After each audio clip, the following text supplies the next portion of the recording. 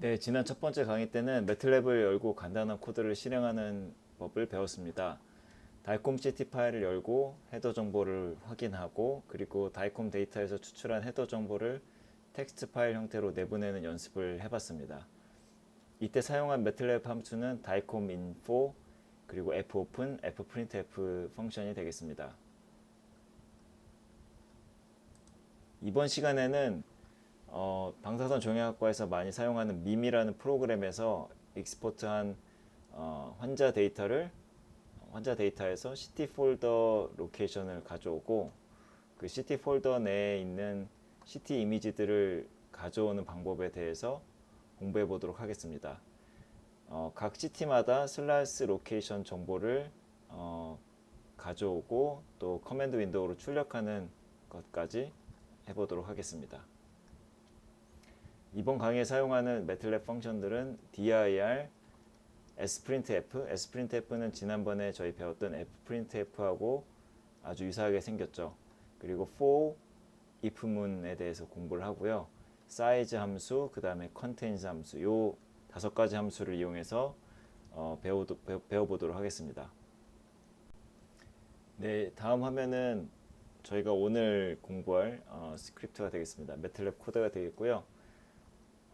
오늘은 앞서 말씀드린 대로 CT 데이터를 읽어오는 그런 법을 이제 공부를 할 텐데요. 저는 지금 경로를 2개를 지정을 해놨습니다. 위에는 지난번에 배운 것처럼 Clear All, Close All, CLC 각각 워크스페이스를 지우고 그 다음에 그 그래프들을 지우고 그 다음에 이제 커맨드 윈도우를 깔끔하게 만들어주는 것에 대해서는 지난번에 공부를 했었고요. 그 다음에 이제 저는 이 D 드라이브, 매틀랩, 그 다음에 99 언더바 렉처, 이 페이션트 이그젬플이라는 폴더 아래 밈이라는 소프트웨어에서 익스포트한 데이터들을 가지고 있습니다. 그래서 이 데이터는 당연히 익명화를 시켰고요. 그래서 익명화를 시켰기 때문에 여기에 이제 어떤 임의의 이름이 들어가 있는 것을 보실 수가 있습니다. 그래서 요거는 이제 밈이라는 특정 소프트웨어에서 엑스포트 되었기 때문에 이 밈에서 만든 그런 포맷을 따르고 있습니다. 그래서 밈에서 어떤 환자의 데이터를 출력을 하던 간에 이런 형태로 저장이 됩니다.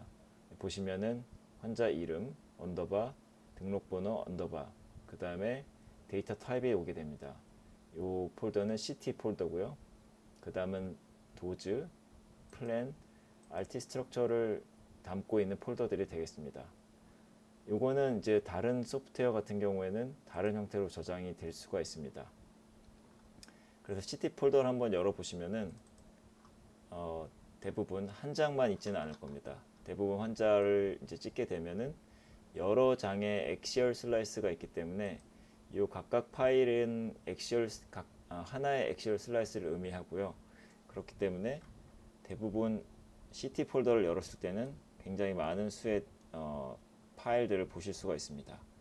그 다음에 이 파일들을 보시면 확장자가 DCM입니다. 이게 이제 다이콤 파일을 의미를 하고요. 어떤 파일이 .dcm으로 끝나게 되면 그 파일은 다이콤 파일을 의미를 합니다.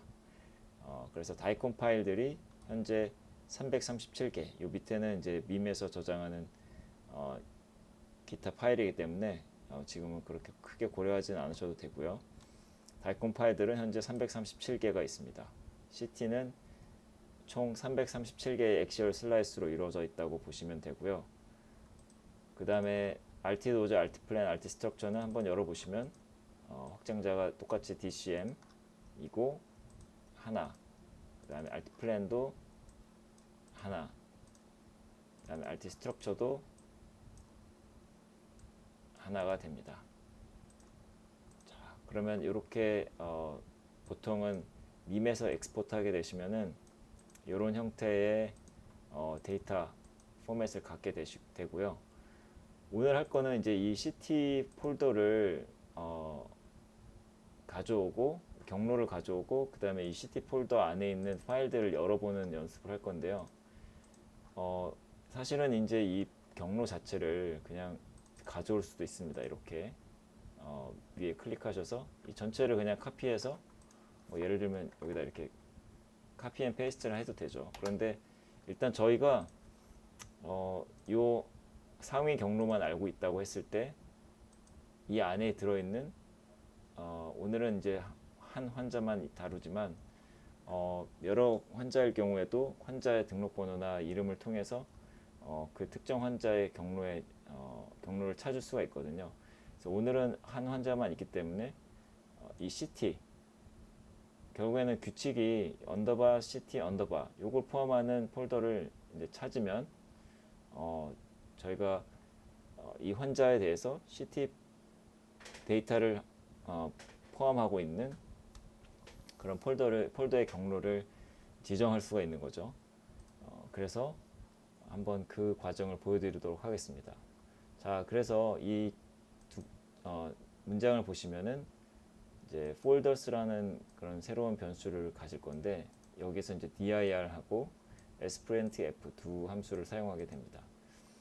sprintf는 지난번에 fprintf를 배웠잖아요. fprintf는 저희가 출력을 커맨드 윈도우로 할 수도 있고 또 아니면은 파일로 할 수도 있는데 sprintf는 이 앞에 s가 나온 것처럼 스트링 문자열로 출력을 합니다.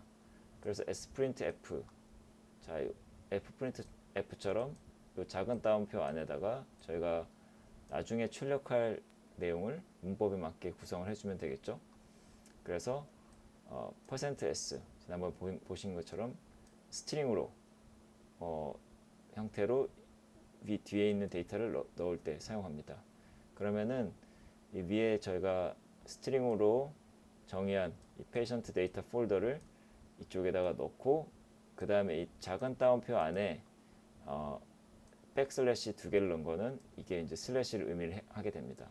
그래서 여기까지만 한번 출력을 하게 되면 자 일단 위에 거를 한번 실행을 해보고요. 위에 5줄을 실행을 해서 자 그렇게 실행을 하면은 이 워크스페이스에 그 변수들이 두 개가 생기죠.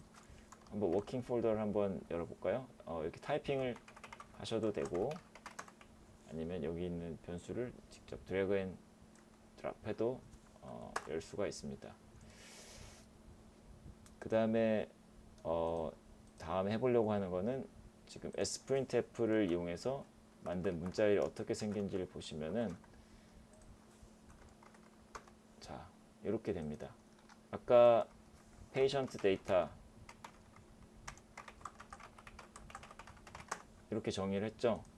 그러면은 이 sprintf 같은 경우에는 patient data 폴더를 여기에 넣고 %s 자리에 스트링 형태로 들어가게 되고 그 다음에 백슬래시를 두 개 넣었을 때 요거는 백슬래시로 출력이 되게 됩니다. 자 그러면 이렇게까지 만들었고요. 그 다음에 이 dir이라는 이 펑션이 뭘 하냐면 지금 저희가 만든 거는 요 안에 만든 거는 그 경로입니다. 어떤 경로이고 그 다음에 이 백슬래시를 뒤에 둔 거는 이 patient example 밑에 있는 그 아래 저장되어 있는 파일이나 폴더를 탐색을 하기 위해서 이렇게 정의를 한 거고요. 그럼 dir을 한번 실행을 해보도록 하겠습니다. 이렇게 복사해서 실행을 하게 되면 어떤 게 나오나요? 보시면은 아마 예전에 이제 도스나 이런 것들을 경험해 보신 분들은 이 명령어가 익숙하실 텐데요. 잘 보시면은 저희가 아까 봤던 이 폴더에서 본 것들하고 굉장히 비슷하죠. 그 다음에 여기 보시면 CT, RT도즈, RT플랜, RT스트럭처 파일들이 있는 걸 보실 수가 있고요. 그 다음에 그 밑에 있는 파일들도 검색이 됐습니다. 그런데 대신 이 점하고 점점 이렇게 두 개가 더 생기기 때문에 저희가 만약에 이거를 폴더스라고 하는 새로운 변수를 이제 받게 되면은 자 이렇게 보면 폴더스라는 이 스트럭처가 생기죠. 스트럭처 어레이가 생기는데 사이즈가 8 곱하기 1 저희가 갖고 있는 이 폴더에서 볼 수 있는 거는 폴더랑 파일이 6개인데 8개로 되었습니다. 그거는 이렇게 시스템적으로 이 점점 그 다음에 점점점이라는 폴더를 또 같이 검색을 하기 때문에 이런 결과가 나오게 되고요. 자, 그러면 이제 결국에는 저희가 이 밑에 있는 아까 지정한 이 데이터 다이콤 데이터를 포함하고 있는 이 경로 아래에 있는 파일하고 폴더를 검색하는 과정까지 그걸 또 스트럭처 어레이로 저장하는 과정까지 실행을 했습니다. 그 다음에는 이제 저희가 하고 싶은 거는 뭐냐면 이 중에 CT가 포함되어 있는 이제 밈에서 엑스포트 했을 때는 이 언더바 CT 언더바가 들어가야 되는데 요게 들어가 있는 스트럭처를 8개 중에 하나 찾아서 그 경로를 가져오고 싶은 겁니다. 그래서 이 폴더스를 한번 좀 더 들여다 볼까요? 이 스트럭처 어레이를 만약에 여기다가 그냥 바로 이렇게 하면은 한꺼번에 다 나오게 되고요. 예를 들어서 이제 각각을 하나씩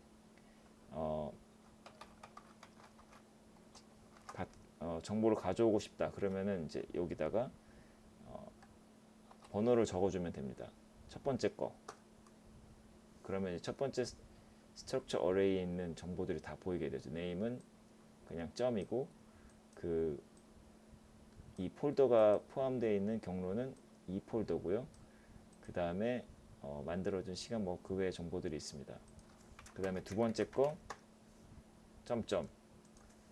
그 다음에 세 번째 거 보시면은 이 CT 폴더가 나왔습니다.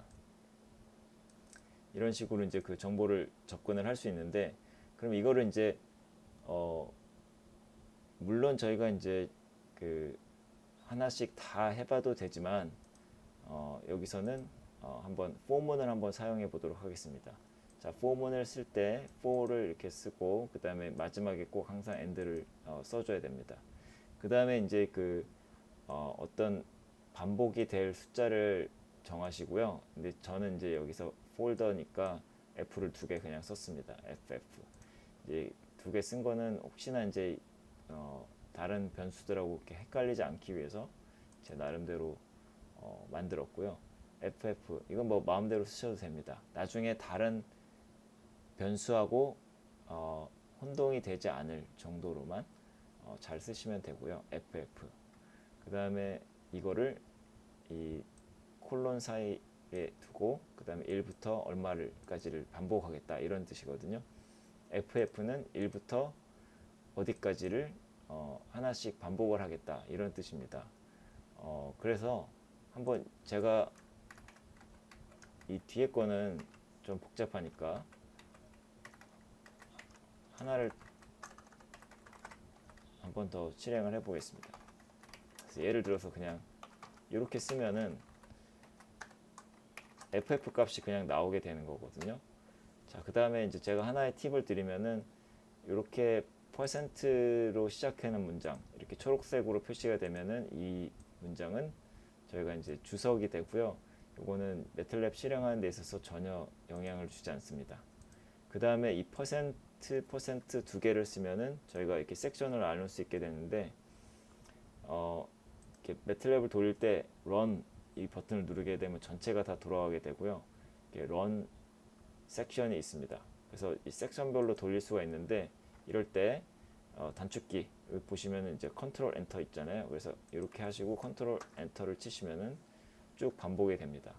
그래서 이 포문은 어떤 역할을 하는 거냐면 지금 F는 1부터 요건 나중에 배울 텐데 사이즈 값이 이제 8입니다. 그래서 예를 들어서 여기까지 안 가고 제가 주석으로 처리를 하고 1부터 8까지 이렇게 하면은 FF가 1부터 8까지 반복이 됩니다. 그래서 결과가 똑같은데 자 이렇게 나옵니다. 1, 2, 3, 4, 5, 6, 7, 8. 자 F가 1일 때 1, 2일 때 2, 3일 때 3 이렇게 나오게 되는 거죠. 그래서 예를 들어서 또 한번 다르게 해보면 만약에 F를 1부터 3까지만 하면 1 간격으로 3번 실행을 하는 겁니다. 이렇게 이해가 되셨죠? 자, 그 다음에 아까 그 폴더스 같은 경우에는 8 곱하기 1 이렇게 나와 있잖아요. 이게 사이즈입니다. 그래서 사이즈 함수 어떤 어레이의 사이즈를 구하고 싶다 그랬을 때는 사이즈 괄호하고 폴더스 하면은 아까 이렇게 보이는 8 곱하기 1 이게 나오게 됩니다. 그래서 이 어레이 자체가 이 2디멘전이라고 가정을 하고 이제 8 곱하기 1 이렇게 된 건데, 그러면 이 디멘전 중에서 첫 번째 것만 가져오고 싶다, 8이라는 숫자를 갖고 오고 싶다 그러면은 괄호 안에 컴마 1 하게 되면 8이 나오고요. 그 다음에 컴마 2를 하게 되면 1이 나옵니다. 자, 그러면 이제 저는 8번을 반복하고 싶으니까, 근데 이제 폴더 같은 경우에는 저희가 실제로 환자 데이터를 익스포트하게 되면 이렇게 하나만 갖진 않고 이렇게 그래서 결국에는 폴더 안에 있는 파일이나 폴더를 검색을 하고 그 개수만큼 반복을 해주면 되거든요. 그래서 이 사이즈 함수를 이용하면 유용하게 사용할 수가 있고요. 자, 그러면 이제 사이즈까지 구했습니다. 그러면은 이 이제 주석을 없애서 이렇게 보면은 결국에는 그 1에서 8번까지 반복을 하겠다는 그런 의미가 되는 거고요. 자, 그러면 이제 여기서 하나를 더 해볼게요. 그래서 이 FF라는 걸 어떻게 사용할 수 있냐? 아까 이제 폴더스에서 몇 번째 FF 번째 스트럭처 어레이를 접속을 해서 그 안에 있는 정보를 가져오겠다. 그러면은 여기서 네임을 이렇게 치게 되면은 쫙 실행 컨트롤 엔터를 쳤습니다. 이렇게 실행을 하면은 이 스트럭처 어레이에 있는 네임이 쭉 나오게 되는 거죠. 그러면은 제가 하고 싶은 거는 이 네임 중에 city 요거를 포함하고 있는 어레이가 어떤 건지, 그럼 그거를 선택해서 경로를 가져오고 싶은 거죠. 이럴 때 사용할 수 있는 게 if문, 조건을 넣는 거죠. if도 이제 for랑 똑같이 이 and랑 페어가 됩니다. 그러면은 이제 위에 거는 이제 지우고요. 그 다음에 아까 이제 이 folders ff.name이 저희가 검색한 폴더나 파일의 이름을 가져오는 거죠. 그러면 여기서 이제 contains라는 그 함수를 씁니다. 이 contains라는 거는 이제 보통 이제 문자열을 이 첫 번째 인풋으로 갖고 오게 되는데, 그러면은 이제 이 문자열이 이 뒤에 있는 것들을 포함을 하고 있느냐 그렇게 물어보는 거죠. 그러면은 이 예를 들어서 지금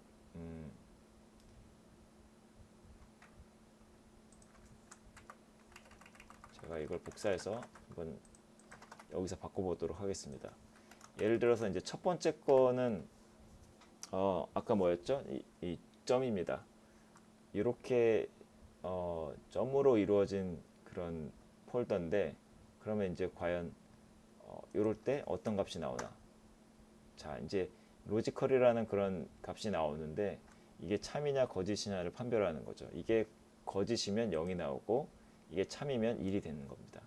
그래서 if 그 다음에 이걸 이 로지컬 값으로 아웃풋이 나오게 되는 경우에는 그냥 이렇게만 써주면 됩니다. 아니면은 조금 더 길게는 이렇게 써줄 수가 있는데, 굳이 이렇게 써주지 않아도 이제 이게 true면 이 안에 있는 걸 실행하게 되는 거죠. 아닐 때는 실행 안 하고. 자, 그러면은 예를 들어서 세 번째 거에 지금 city가 들어가 있잖아요. 그러면은 아까처럼 비슷하게 folders의 세 번째 거에 이름을 출력을 해보면, 이거부터 먼저 해볼까요? 그러면 자, city를 포함하고 있는 이 폴더의 이름이 나오죠. 그러면은 여기서 세 번째 걸 출력을 해서 city가 포함되어 있는지 보면 자, true가 나옵니다. 요런 값이 나온다는 걸 이용을 해서 이렇게 구성을 해보면 일단 이 다음 거는 실행을 하지 않고 자, 이 폴더 네임의 FF 번째의 스트럭처 어레이 값의 이 네임 값이 city를 포함하면 무언가를 실행해라. 그럼 이제 FF가 몇 번인지를 실행을 해볼까요? 그러면 이렇게 나오는 거죠. 세 번째일 때 폴더 네임에 city가 들어있다. 이런 의미가 되겠죠. 그러면 이제 저희는 어떻게 할 거냐? 그러면 이때는 만약에 폴더 네임에 city가 들어있다고 했을 때는 어떤 경로를 하나 만들어 봅시다. 그러면 여기서 다시 sprintf 함수를 씁니다. 이게 굉장히 유용하게 쓰일 수 있죠. 그래서 이제 이 제가 말씀드린 대로 작은 따옴표 2개 안에 어떤 포맷을 만들어 주면 되고 경로를 이제 저희가 넣을 건데 지금 이 의미는 스트링을 하나 넣고 그 다음에 백슬래시 하나 넣겠다. 그 다음에 %s 스트링 하나 더 넣겠다 이런 뜻이죠. 그래서 자 이미 저희가 FF가 3이 될 때 이게 이제 실행된다는 거는 지금 알았고 그럼 folders 3을 보시면 자 이 상위 폴더의 경로가 이 폴더라는 이름으로 지정이 돼 있고 필드로 그 다음에 name이라는 필드의 값이 이 폴더의 값입니다. 그래서 이 두 개를 합쳐주면 되겠죠. 이 두 개를 합쳐줄 때 중간에 백슬래시만 하나 놓고 네임을 붙여주면 되는 거죠. 그래서 folders F번째의 폴더 그 다음에 folders F번째의 이름을 뒤에다 붙이겠다. 이렇게 해주면 됩니다. 그럼 이렇게 해서 실행을 해볼까요? 컨트롤 엔터 치시면은 city 폴더라는 게 만들어졌습니다. city 폴더는 자 이렇게 저희가 city를 봤던 이 폴더를 자동으로 가져올 수 있게 되는 거죠. 이렇게 굳이 일일이 찾아서 할 필요가 없이 이 상위 폴더만 알게 되면 그리고 또 저희가 어떤 특정 소프트웨어에서 출력하는 그 포맷을 알게 되면은 city 폴더를 자동으로 가져올 수가 있습니다. 자, 그 다음에는 이제 city 폴더를 가져왔으니까 그 폴더 안에 있는 파일을 한번 가져와 보도록 하겠습니다. 아까 말씀드린 대로 이 다이콘 파일의 확장자는 DCM이라고 말씀을 드렸고요. 그 다음에 sprintf 펑션, dir 펑션을 똑같이 사용하도록 하겠습니다. 이 sprintf 펑션을 쓰면은 예전에 이제 그 커맨드 윈도우로 그 이제 윈도우가 없던 시절에는 다 모든 것들을 했잖아요. 그때 이제 그 파일을 찾거나 이럴 때 이런 별표를 쓰게 되면은 어떤 것들을 할 수 있냐면 이제 이 지금 형식은 sprintf %s 그 다음에 백슬래시 그 다음에 이제 별표 .dcm인데 이 %s 자리에 city 폴더가 들어갈 건 이제 알고 있고 그 다음에 백슬래시를 하고 별표 .dcm 이렇게 만들어 주는 겁니다. 그럼 먼저 일단 한번 제가 이 sprintf까지 실행을 해보면 이렇게 되는 거죠. 지금 city 폴더 경로는 위에서 가져왔고 그 아래 있는 이 별표는 어떤 거냐면 .dcm으로 끝나는 모든 파일을 검색해라 이런 의미가 되거든요. 그래서 여기에다가 방금 실행했던 거에다 그냥 dir 이렇게만 실행을 해주면 쭉 나오게 됩니다. 그러면 이걸 한번 이제 변수로 받아볼게요. 그래서 파일제라고 저는 명령을 했고 자, 다 나옵니다. 그러면은 339개가 되는 게 아니고 337개가 딱 나왔습니다. 왜냐하면 저희가 파일들을 검색할 때 .dcm으로 끝나는 파일만 검색하도록 했기 때문에. 반대로 저희가 만약에 이거를 아까 다른 파일들이 있잖아요. 뭐 예를 들어서 .mim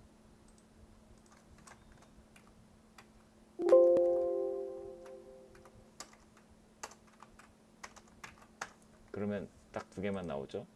저희가 아까 확인했던 대로 이 두 개의 파일이 검색이 되는 거죠. 자, 그러면은 이제 저희 본래 의뢰대로 돌아가서 DCM 파일을 검색을 해보면 337개입니다. 자, 그러면 여기서도 이제 똑같이 저희가 이 파일들을 쭉 읽어볼 텐데, 뭐 예를 들면은 다 읽어볼 수도 있겠죠. 그래서 또 포문을 만들었습니다. fs라는 변수를 1부터 일단은 10까지 해볼까요? 그럼 10개, 첫 번째 10개의 파일들에 대해서 어떤 행위를 해보자 이런 뜻이거든요. 그래서 fs는 1부터 10까지 진행이 되고, 그 다음에 이제 첫 번째로 가져오는 것이 이제 파일 네임을 가져오는 거죠. 그래서 위에 보여드렸던 대로 sprintf를 이용하고 이 작은 따옴표 안에 %s %s 요 첫 번째 자리에는 파일에 갖고 있는 파일을 저장하고 있는 폴더, 그 다음에 파일의 이름 이렇게 가져오게 되는 겁니다. 그러면은 이게 이제 파일 네임을 가져오게 되는 거고, 일단은 한번 실행을 해보도록 하겠습니다.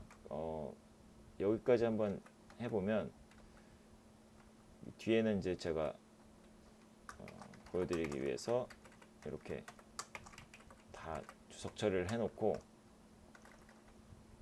그 다음에 파일 네임을 그냥 한번 출력을 해볼까요? 이 뒤에 이제 세미콜론을 얻게 되면 다 커맨드 윈도우로 나오게 되죠.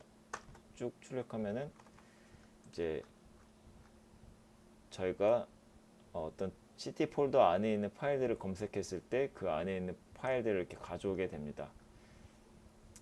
한번 보시면 어떤 파일들이 가져와졌는지 보시면 이게 이제 그 윈도우가 이 파일을 소팅하는 방법은 조금 이제 다른 것 같은데요.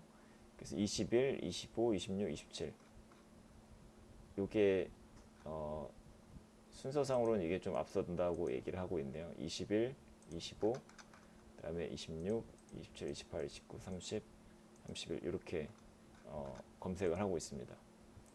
그러면은 이제 저희가 하고 싶은 거는 지난번에 사용했던 대로 다이콤 인포를 사용해서 헤더를 읽고 그 가운데 슬라이스 로케이션을 가져오는 부분을 실행을 하도록 하겠습니다. 그 다음에 지난번 배웠던 대로 fprintf 슬라이스 로케이션을 소수점 첫째 자리까지 보내는 부분까지 만들어서 실행을 해보도록 하겠습니다. 자, 실행을 했을 때 파일을 읽어서 슬라이스 로케이션을 이렇게 쭉 보여주고 있습니다.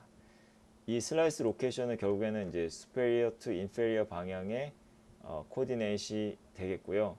일단은 파일의 그 순서대로 그냥 저희가 보통 폴더에서 이렇게 파일이 이렇게 순서대로 돼 있는데 그 순서하고는 슬라이스 로케이션이 이렇게 딱 정확하게 일치하지 않는다는 것을 저희가 볼 수가 있겠죠. 네, 일단은 오늘은 여기까지 하겠고요. 오늘은 다시 한번 복습을 해보면 이 dir 펑션을 이용하고 dir하고 sprintf를 이제 조합을 해서 어떤 특정 폴더 아래에 있는 폴더들을 가져오거나 어떤 특정한 확장자를 갖고 있는 파일들을 검색하는 그런 방법에 대해서 공부를 해봤고요.